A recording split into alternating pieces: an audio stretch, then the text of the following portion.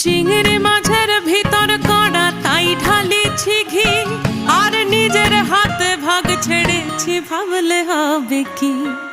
চিংড়ি মাছের ভিতর কড়া তাই ঢালিছি ঘি, আর নিজের হাতে ভাগ ছেড়েছি ভাবলে হবে কি।